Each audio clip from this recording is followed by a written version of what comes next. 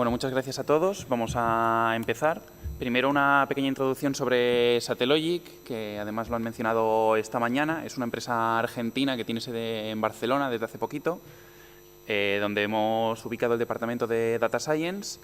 Entonces nosotros estamos construyendo una constelación de satélites de observación de la Tierra con la que queremos recopilar datos sobre la Tierra, tanto imágenes multiespectrales como hiperespectrales, con el objetivo de monitorizar el planeta, monitorizar infraestructuras remotas, cultivos, etcétera. Hay varias aplicaciones.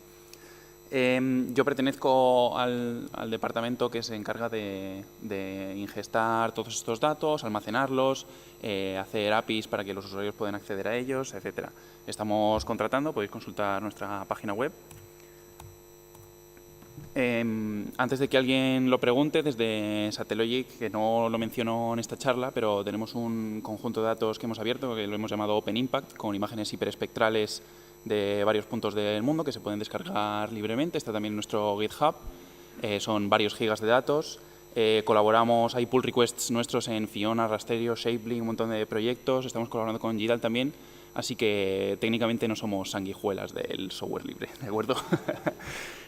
Sobre mí, me llamo Juan Luis Cano, soy ingeniero aeronáutico, soy presidente de la asociación Python España, que desde hace ya varios años organiza la conferencia PyConES, que es la conferencia nacional sobre el lenguaje para la comunidad. La llamada propuestas para la edición de este año, que es en Málaga, termina mañana, así que os animo a presentar una propuesta. Si a alguien le interesa saber algo sobre la conferencia, quiere venir o lo que sea, por favor, que hable conmigo.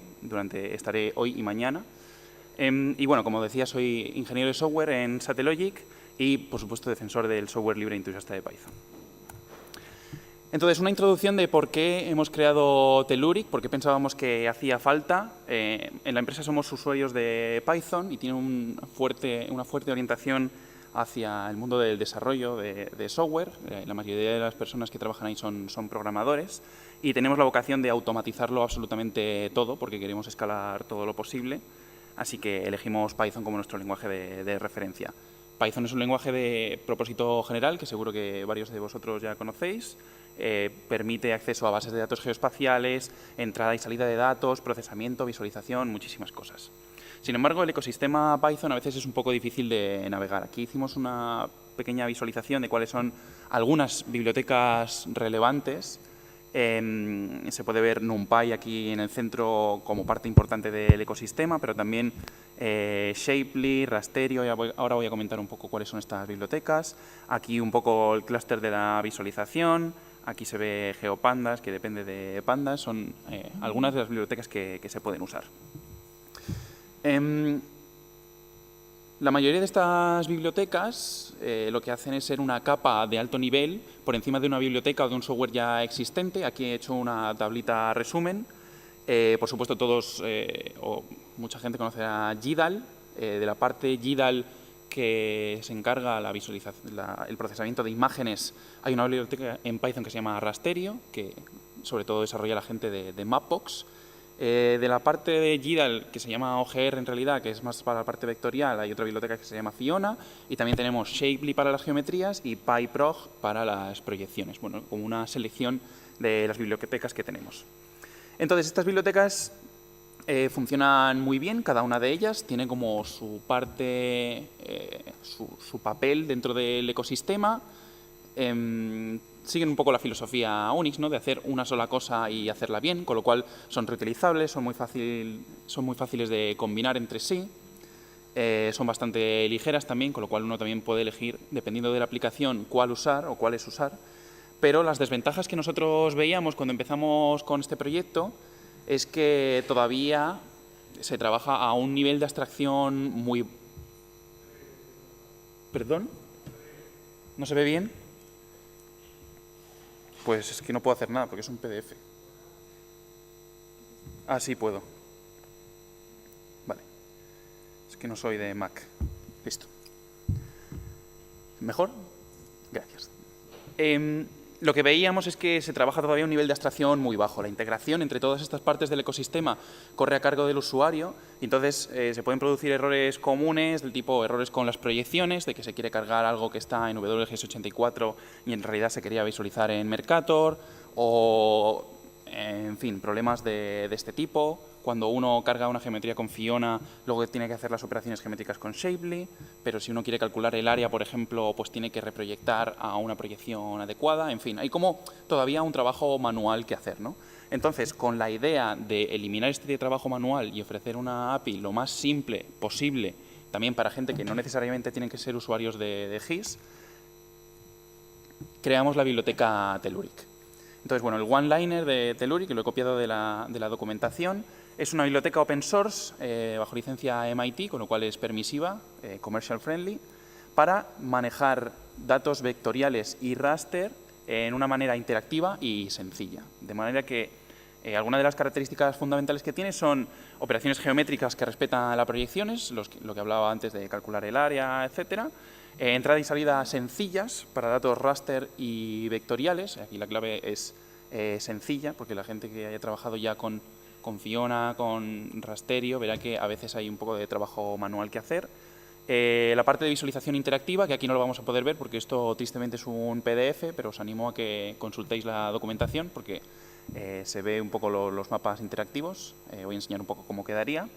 Tenemos la documentación en Read the Docs y el código fuente está todo en GitHub y por supuesto son más que bienvenidas las sugerencias de mejora, los reportes de problemas, etcétera.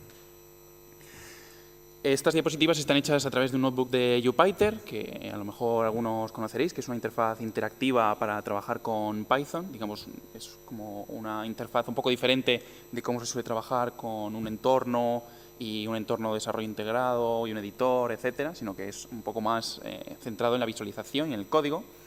Para empezar a trabajar con Telluric hacen falta estos dos imports. Voy a enseñar un poco de código. Y para crear geometrías, el objeto más básico que tiene Telluric es el objeto GeoVector, que es simplemente una geometría. De esta forma lo podemos representar. Como veis, aquí le estoy asignando cuál es la proyección y le estoy diciendo cuáles son los bounds, digamos, para crear un rectángulo simple. Pero si nosotros este objeto simplemente lo visualizamos en el notebook de Jupyter, lo que vamos a tener es un mapa interactivo hecho con Leaflet, donde yo voy a poder hacer zoom, moverme por el mapa, etcétera. Con lo cual es una forma muy rápida de cargar enseguida o de crear una geometría y ver si está bien posicionada en el mapa, etcétera. Voy a ir un poco rápido, así dejo tiempo para preguntas después. Se pueden utilizar geometrías de Shapely también, con lo cual no estoy, por supuesto, limitado a crear rectángulos, sino que también puedo crear cualquier tipo de polígono, pero digamos que lo que estamos aportando nosotros por encima de Shapely es agregar esta información sobre las proyecciones geográficas para que esto se pueda visualizar como unos datos geoespaciales. Entonces, bueno, aquí estoy creando un objeto polígono de Shapely y simplemente le estoy agregando la proyección en este caso. Aquí estos son coordenadas latitud-longitud, pero también podría utilizar metros de Mercator, podría definir mis propias proyecciones, etcétera. Puedo acceder a propiedades geométricas de estos elementos. Aquí todavía hay algunas que no las tenemos del todo corregidas con respecto a las proyecciones. Por ejemplo, el centroide va a ser el centro sin tener en cuenta la proyección, pero es algo que queremos solucionar para la siguiente versión. Y puedo acceder también al bounding box de una geometría, etcétera. Si quiero calcular el área, que este sí que es el área real, porque internamente estamos reproyectando, como comentaba al principio. Y luego puedo hacer operaciones geométricas con estos elementos, saber si un elemento está contenido en otro, saber cuál es la diferencia, etcétera. Y, por supuesto, también puedo visualizar estos resultados. Aquí estoy tomando dos polígonos que he creado antes y estoy calculando la diferencia entre los dos y se visualiza directamente como un mapa interactivo dentro del notebook de Jupyter. Siguiendo un poco la terminología al uso dentro del mundo GIS, pues también hemos incluido objetos que vienen a representar las features. Entonces son básicamente una geometría con unos atributos. Se crean utilizando los objetos GeoVector que he mostrado justo antes, más un diccionario y todas las propiedades geométricas, todas las operaciones geométricas que podía hacer antes, lo puedo hacer sobre estos objetos también. Y también tenemos los objetos Feature Collection, que son simplemente una colección de geometrías o de features que yo puedo visualizar así de esta forma. Entonces, bueno, hasta aquí con los ejemplos sencillos de polígonos de 4 lados. pero por intentar ver datos un poco más interesantes, vamos a pasar también a cómo se visualizarían los datos raster, porque la idea de Telluric también es poder combinar en el mismo proyecto, en el mismo software, manejo de datos vectoriales y de datos raster. Aquí estoy cargando una imagen que está en un repositorio de Mapbox. Como podéis ver, tengo que pasar la URL y a partir de aquí yo ya tengo un objeto GeoRaster donde puedo acceder a cuál es la proyección cartográfica, cuáles son los nombres de las bandas, etcétera. Y bueno, también puedo visualizar cuál es el footprint, de alguna manera, el bounding box, de nuevo, para saber dónde está posicionado esto. Y puedo visualizar los contenidos de la imagen así. Aquí todavía no tenemos hecho para que se vea sobre un mapa, pero también lo queremos trabajar para la siguiente versión. Pero ya por lo menos es una manera muy rápida de ver si los resultados que estamos cargando son correctos o no, etcétera. Pero no solo eso, sino que internamente podemos acceder también al array de NumPy que contendrían estos datos y podemos hacer otro tipo de operaciones. Por ejemplo, aquí lo que estoy haciendo es, estoy cargando cuál es el bounding box de este raster, estoy encogiéndolo 50.000 metros y estoy utilizando el polígono resultante de eso para hacer un recorte de esta imagen, con lo cual de alguna forma sería como hacer zoom sobre este raster y como veis en una línea de código se consigue este resultado. Y también, si quiero acceder a este raster como si fuera un array, como si fuera una imagen, un mapa de bits, digamos, pues puedo usar esta sintaxis de slicing, donde puedo acceder también a partes de la imagen, que para algunas aplicaciones me puede venir bien. Aparte de los polígonos sencillos que hemos trabajado antes, pues también podemos cargar y escribir los formatos habituales en los que estamos acostumbrados a trabajar, tanto GeoJSON como shapefiles, etcétera, todos los formatos con los que trabaje GDAL en principio. Aquí hicimos un ejemplo cargando datos de OpenStreetMap de Tel Aviv, entonces estamos aquí visualizando una zona, los polígonos de la ciudad. Como veis también es muy sencillo cargar esto y uno no tiene que estar pensando si tiene que reproyectarlo para visualizarlo en el mapa, etcétera. Con lo cual, el foco de nuevo es facilitar el uso lo máximo posible.